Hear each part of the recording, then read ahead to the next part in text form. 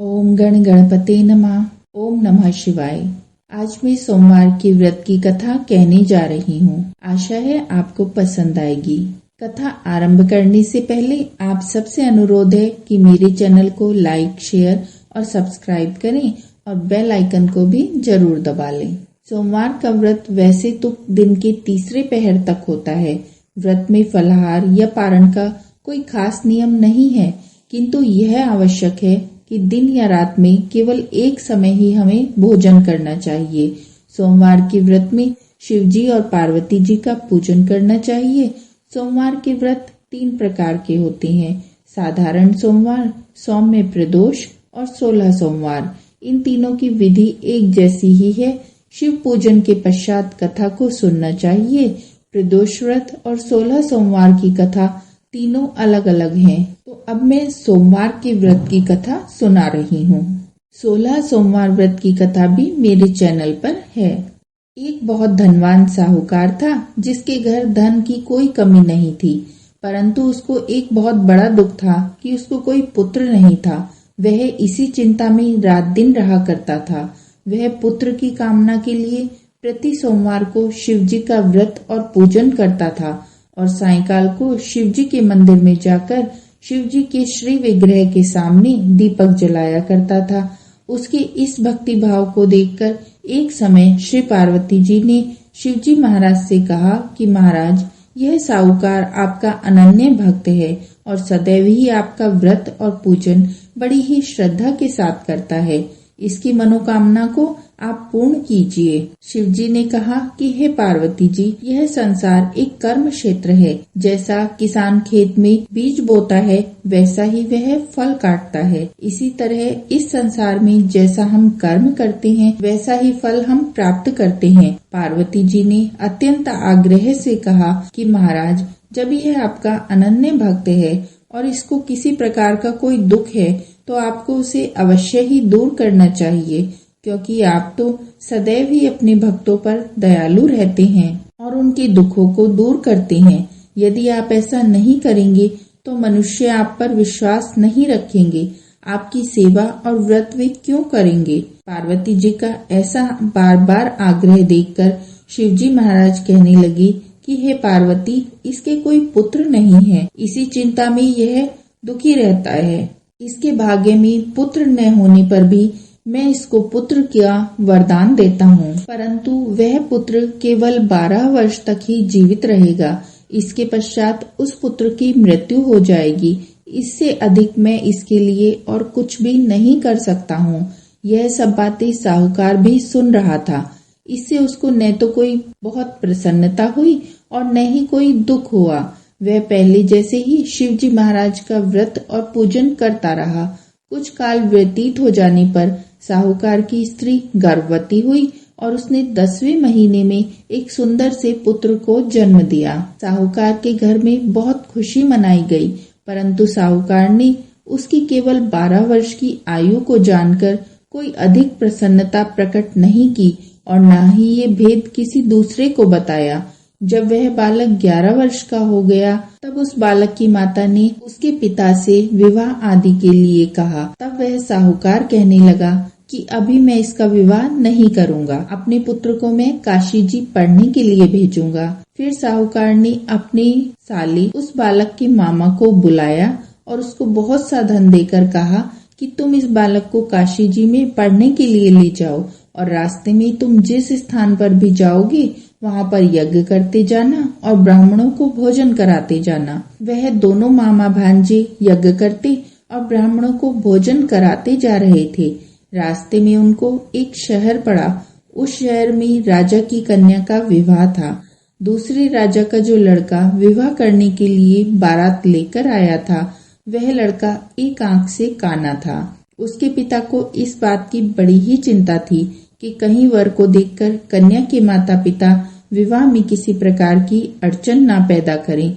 इस कारण जब उन्होंने अति सुंदर सेठ के लड़की को देखा, तो ये मन में विचार किया कि क्यों न दरवाजे के समय हम इस लड़के से वर का काम चलाएं। ऐसा विचार करके वर के पिता ने उस लड़के और मामा से बात की। तब वह मान गए।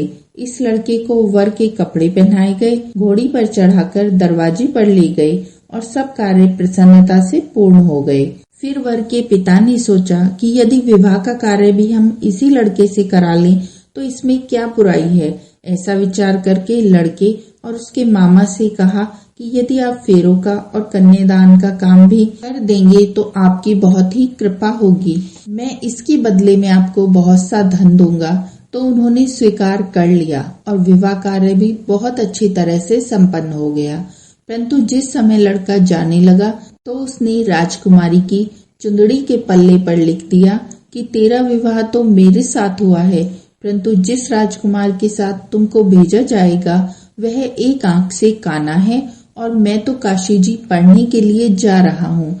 लड़के के जाने के पश्चात उस राजकुमारी ने जब अपनी चुंदड़ी पर ऐसा लिखा हुआ पाया तब उसने राजकुमार के साथ जाने से मना कर दिया और कहा कि यह तो मेरा पति नहीं है, मेरा विवाह इसके साथ नहीं हुआ है। जिसके साथ मेरा विवाह हुआ है वह तो काशी जी में पढ़ने के लिए गया है। राजकुमारी के माता पिता ने अपनी कन्या को विदा ही नहीं किया और बारात वापस लौट गई। उधर सेठ का लड़का और उसका मामा काशी जी में पहुंच गए। वहां जाकर उन्होंने यज्ञ करना और लड़के ने पढ़ना शुरू कर दिया।